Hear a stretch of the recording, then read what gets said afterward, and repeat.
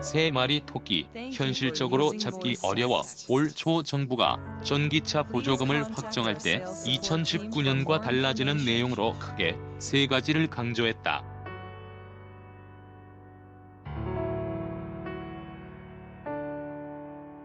먼저 제조사의 전기차 성능 향상을 유도하기 위해 킬로와트/H당 주행 가능한 거리 킬로미터와 1회 충전 후 최장 주행 거리를 중심에 두고 보조금 차등폭을 확대했다.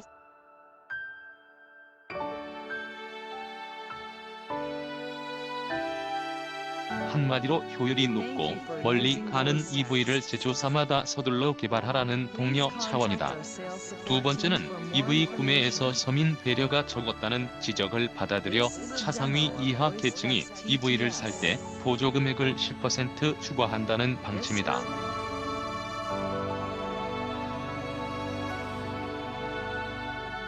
더불어 세 번째는 생애 첫 차로 EV를 신청할 때 보조금을 우선 배정한다는 원칙을 세웠다.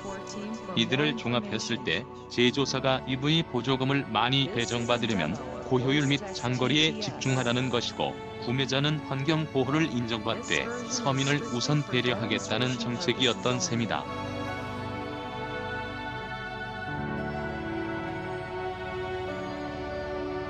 그리고 여기에 배정된 보조금은 94,000대 분량의 1조 1,500억 원이다. 수소전기차 1280대 포함.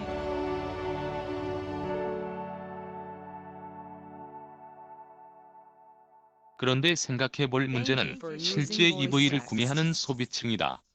완성차 업계에 따르면 EV 구매자의 대부분은 내연기관 차를 한 대 보유한 상황에서 추가로 사는 사람들이다.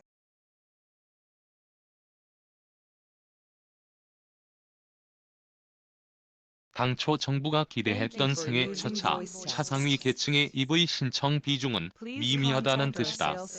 그럴 수밖에 없는 배경은 EV의 가격과 사용 여건 등을 고려했을 때 여전히 불편함이 많아서다.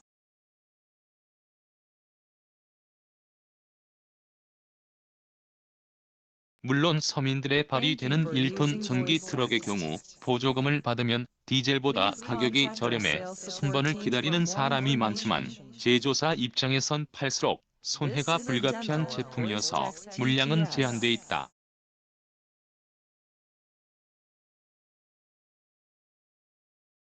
1톤 소형 트럭인 현대차 포터 EV와 봉고 EV 등에 1,800만 원 자치단체 보조금 제외의 보조금이 주어지고, 버스 등에는 최고 1억 원에 투입되지만 대부분의 보조금은 승용차에 사용되는 중이다.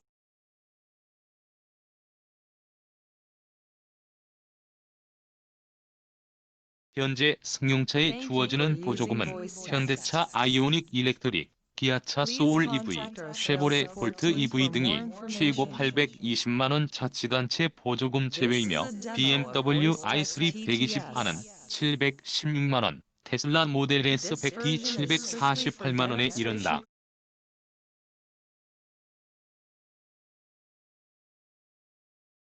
내연기관 대비 배출가스가 적은 이동수단을 운행하니 환경보호를 실천하는 만큼 일종의 인센티브를 주는 셈이다.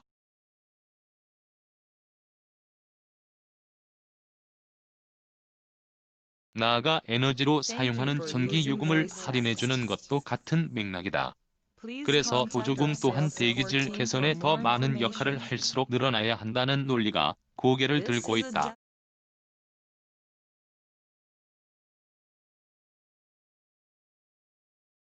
쉽게 보면 자가용 승용차보다 이동 사업에 활용되는 택시와 시내버스 등에 더 많은 보조금이 배정돼야 한다는 의미다.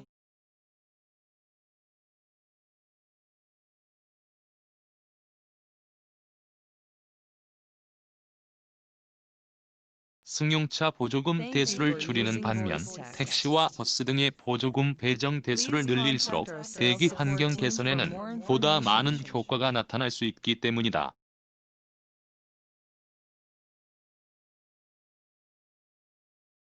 택시의 하루 주행 거리가 승용차의 평균 10배에 달하고, 대중교통으로서 쉬지 않고 운행되는 시내버스 또한 운행 거리에 비례해 이산화탄소 배출이 증가한다는 점을 고려할 때 1조 원이 넘는 보조금의 절반 이상이 유상 운송 이동수단 지원에 할당돼야 한다는 목소리가 높다.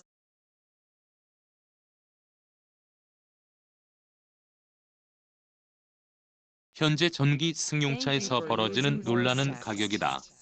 값비싼 전기 승용차에 보조금 혜택을 주고 있지만 대기 환경 개선에 미치는 영향이 크지 않은 데다 전기 승용차 구매자의 소득 수준을 고려할 때 당초 정부가 내걸었던 서민 개념과는 거리가 있어서다.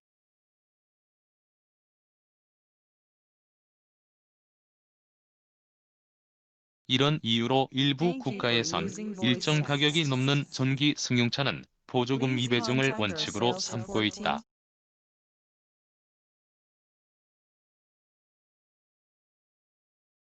나아가 국내에서 벌어지는 고가의 전기차 보조금 혜택 논란도 비슷한 시각에서 크게 벗어나지 않는다.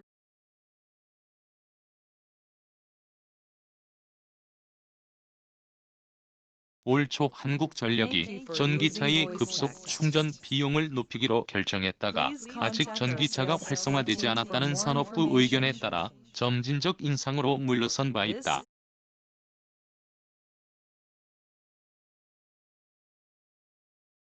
정부가 앞세운 서민 지원과는 거리가 꽤 멀리 있으니 말이다.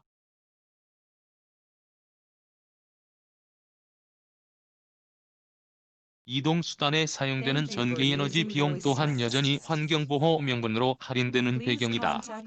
따라서 전기차 보조금도 이제는 실제 환경보호에 많은 기여를 하는 쪽에 집중되는 게 맞다는 의견이 쏟아지고 있다.